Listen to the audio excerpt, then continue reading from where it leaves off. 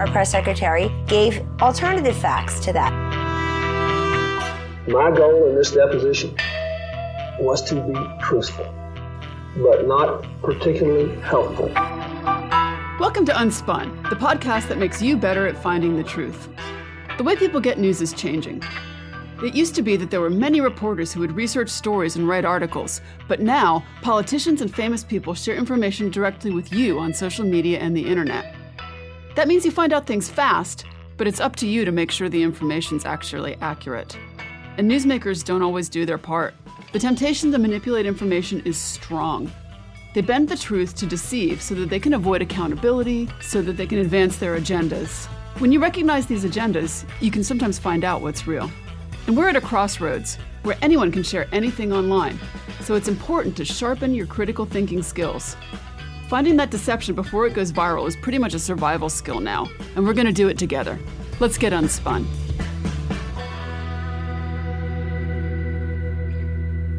Hello, truth seekers, and welcome to this week's episode of UnSpun. Today, I'd like to talk to you about the idea of news curation. I think it can sometimes be confusing when people are saying that they're actually bringing you the news, in particular if they say they're reporting the news, when they're actually just selecting the news from other sources and presenting it to you. So today we're going to talk about what curation is, how it works, why it can be risky for you to just get your news from curated sources, and ways that you can become your own curator. Sound good? Let's get unspun. Just a quick reminder before we get started. If you get some value out of listening to these episodes, I would really appreciate it if you would consider going and leaving me a review on whatever podcast platform you're listening to these episodes on. When you do that, it makes it easier for other people to find my episodes, and that is so helpful to me. I really do want to hear what you think. Thanks. Let's get to it. What do I mean when I say news curation?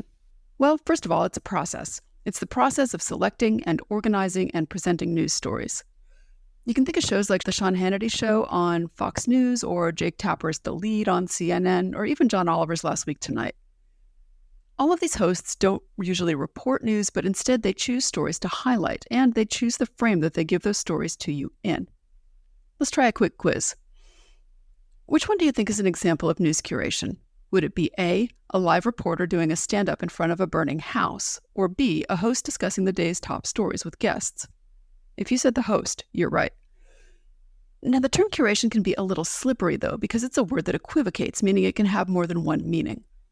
When I talk about it today, I'm talking about selecting news for presentation for a point.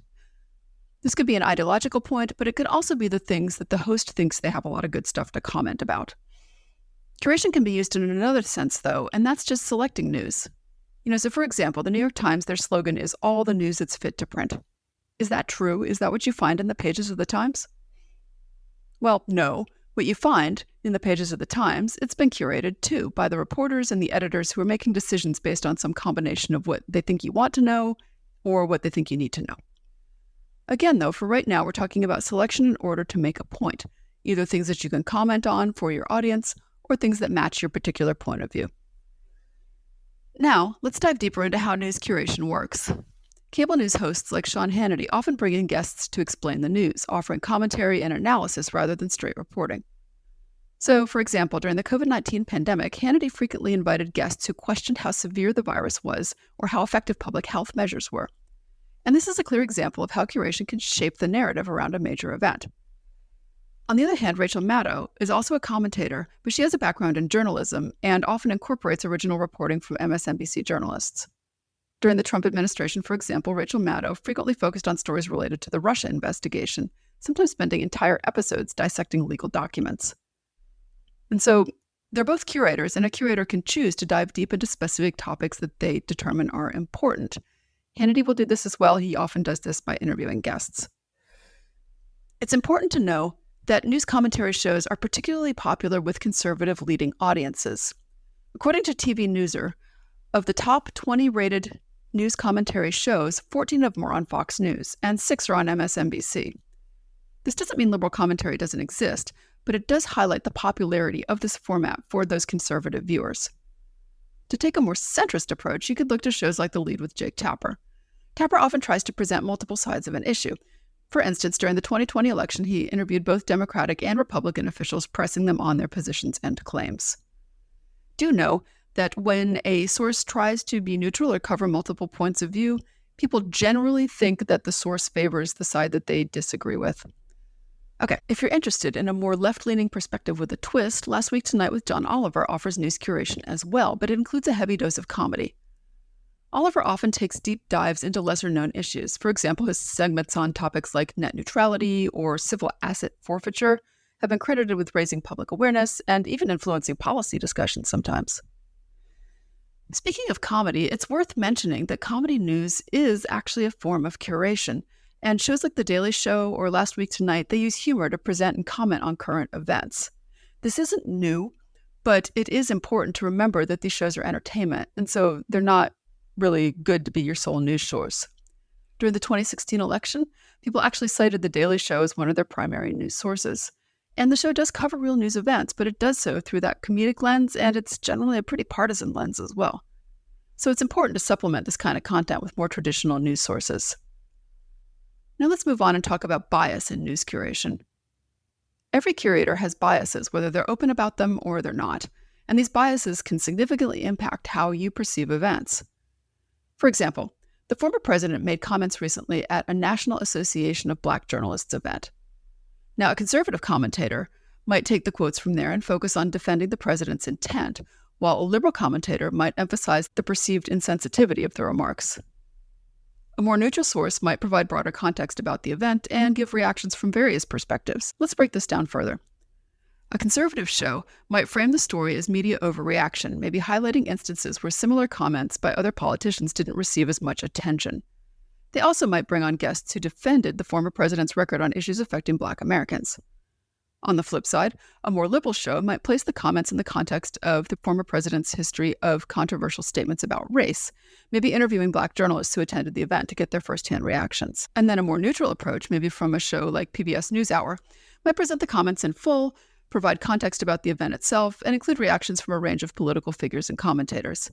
Notice, though, that the NewsHour has a lot more time to include on a particular topic than regular news or social media would. It's very, very important to remember that most commentators were not actually at the event. So they're working from snippets that are shared on social media or they're summarizing other media reports. And, even the selection of which snippet to share can introduce bias. By the time you see a little video online, someone has already selected that to be the part that they want you to see. And this brings us to an important point. It's important to access original sources. Reading or watching full speeches, press releases, or, other official documents can give you a more complete picture than relying solely on curated summaries. For example, during the impeachment proceedings of President Trump, many news curators focused on the short, dramatic moments from the hearings. And those moments were impactful, but they didn't provide the full context of the hours-long testimonies. People who watched the full hearings or read the complete transcripts would have a better, more comprehensive understanding, and that would probably be a less biased one as well. I need to take a quick break. When I come back, we'll talk about some specific things that you can do to get out of the cycle of curation. Be right back. Welcome back. So why does this matter? Well, studies have shown that we tend to understand and remember information better when it aligns with what we already believe. And it's not surprising then that people often look for news commentary made from viewpoints that they already have. But do understand that if this is our only way of consuming news, it gives us a really skewed picture of the world around us. For example, during the 2020 election, viewers who only watched Fox News might have been really surprised by Joe Biden's victory, because much of the network's coverage had been polls favorable to Trump and allegations of potential voter fraud. But someone who watched MSNBC might be shocked by how close the race was in some states, given that the network focused more on polls that showed a lead for Biden. Biased commentators often encourage this by claiming they're the only ones telling, the quote, real story. And it's tricky because what they say is factual, but it's often incomplete. And so this can be really deceptive. Ironically, the news that's included in these shows is genuinely actually gathered by mainstream news outlets, even when the commentators criticize these same outlets. So on both sides, you might see something like, the New York Times is terrible and they cover the news in such a biased way, and I only tell you the true news, but actually, if you listen, all the news they're providing was gathered by the New York Times. So what do we do to navigate this complex media landscape? Well, here's a couple strategies that might help you. First of all, you want to pay attention to the biases that a curator has. In some cases, they're open about their perspective. And if that's the case, you want to make a mental note of that. If they say they're always giving you, a conservative viewpoint, or they're saying they're always giving you a liberal viewpoint, just kind of remember that as you read their stuff. It doesn't mean that you should necessarily dismiss what they say, but it does help you to contextualize what they're telling you and maybe what they're not. So for instance, if you're watching Real Time with Bill Maher, it's helpful to remember that Maher is libertarian on a bunch of issues. And so that influences what he talks about and the guests that he has. A second tip is to seek out multiple viewpoints. So don't pick a single news commentary show for all of your information. You can try to balance your consumption by getting perspectives from across the political spectrum. If you usually watch Rachel Maddow, watch a segment from The Five on Fox News occasionally. A little tip for this one is that many cable news commentary shows actually come in a podcast version. And since you're listening to this, I know that you listen to podcasts. So that can be a convenient way if things are on at the same time or something like that to get multiple perspectives. Even if you just do that at least once in a while, it will really help you. Third, make a real effort to access original news sources. It's not always possible, I know, to read every full article or to watch every full speech, but try to do that for issues that are particularly important to you. And if paywalls are a real issue for you, you can search for gift article on social media, and sometimes that will give you access to that premium content without you having to pay. So for example, if there's a major Supreme Court decision, don't just rely on commentary about it. Maybe you could read the actual decision, you could read the dissenting opinions. They're often available for free on the Supreme Court's website. And fourth, consider creating your own curated news feed. One way to do this is by using RSS, which stands for Really Simple Syndication, and it allows you to aggregate content from various news sources in one place. To do this, first you need an RSS reader. And there's a bunch of free options available, like Feedly or InnoReader or NewsBlur. And once you've chosen a reader, you can start adding RSS feeds from your preferred news sources. Most major news sites offer RSS feeds. You can look for that icon for RSS that's usually an orange square with white radio waves, or a link that says RSS or feeds on the website. When you click on this, you'll get a URL that you can add to your RSS reader. So here's a couple of news sources I think you could consider for your RSS feed. Reuters or the AP for straight news reporting, the BBC or NPR for international perspectives, and in some cases, your local newspaper will offer RSS and you can use that for community news. But remember, your goal is to create a diverse feed that gives you a well-rounded view of those current events. You could even include some specialist publications. If you like technology, you could get a feed from Wired or TechCrunch. If you like the economy and business stories, maybe The Economist or the Financial Times. Now, let's think about one other common issue. Information overload. A lot of people feel like they're just overwhelmed by the sheer volume of news and information that's available today. And, you want to understand your world, but the world is changing rapidly and just all that information can be overwhelming. Here's the thing. You don't actually need to consume all the news all the time, and it's okay to be selective. Pick the issues that matter the most to you and use strategies like maybe making your own RSS feed so that you can make sure that you're getting reliable and diverse perspectives on those issues. So, for example, if environment issues are really important to you, you could follow coverage of climate change policies and scientific reports. You could set up Google alerts for key terms, follow journalists and experts on social media, and when major climate reports are released, that might be a time that you take the time to read the full text. Remember, the goal isn't to know everything about every news story, it's to get a better understanding of the world around you and be able to think critically about the information you receive. Let's do one more quiz. Let's say you see a viral video of a politician making a controversial statement. What's the best course of action? Is it A, share it on social media? B, look for what your favorite news host said about it? C, try to find the full video for context? Or D, ignore it because it's probably fake news? Now, the best answer here is C. While it might be tempting to immediately react or look for familiar commentary, taking the time to find the full context is the best approach. So, as we wrap up, let's kind of recap a few key points. There's news curation everywhere. Cable news, comedy shows, everything in between. And all curators have biases. Relying on one source or one perspective can really lead to a skewed understanding. So, paying attention to what those biases are, looking for multiple viewpoints, Maybe looking for original sources and possibly even creating your own RSS feed can help. And finally, it's okay to be selective in the news that you look at. Focus on what matters to you. So if I wanted to ask you to do one thing this week, it would be this.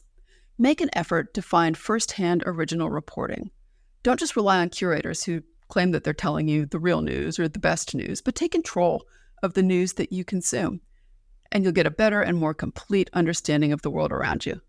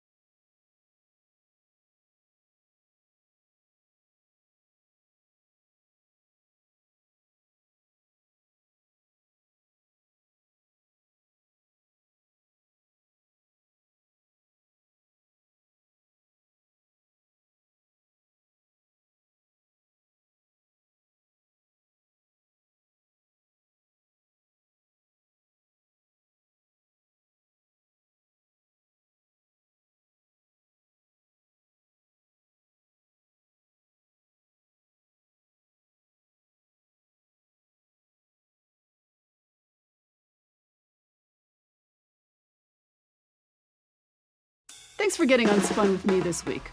UnSpun is a production of me, Amanda Sturgill, and is a proud member of the MSW Media family of podcasts. Send me your thoughts and ideas about trickery in the news on Gmail at theunspunpodcast@gmail.com. I even write back. And find this episode's show notes and more information at theunspunpodcast.substack.com. Want to learn more and get smarter? Check out my book, Detecting Deception, Tools to Fight Fake News, which is available on Amazon or your favorite online bookseller. And until next time, stay sharp, everyone.